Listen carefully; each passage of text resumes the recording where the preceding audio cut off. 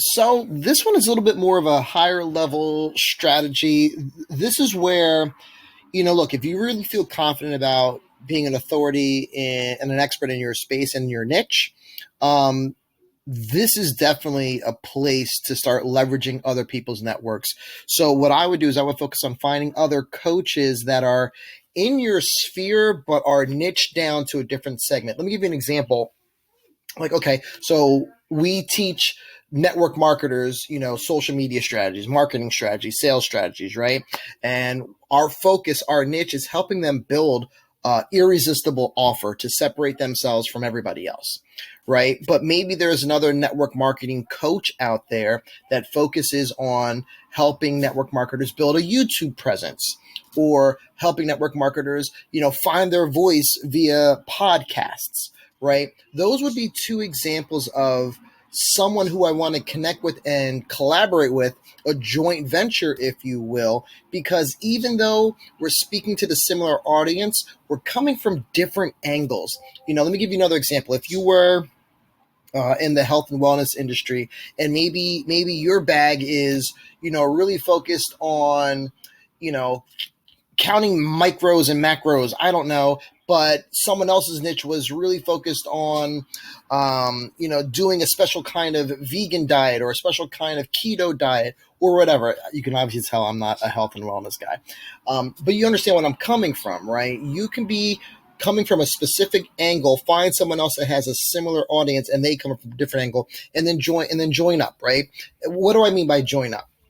You can do live train. You do interview swaps, okay, where you interview that person inside of your network, okay, and they get to, that person's benefit is a whole new audience of people who they couldn't find because that's not their network, and you can reciprocate that by them allowing you to get interviewed in front of their network, right? So that's a straight up interview swap, where you can actually take turns, right? If you use platforms like StreamYard, you can broadcast your interview to multiple locations, right? So you could do an interview one time and you guys can interview each other like back and forth.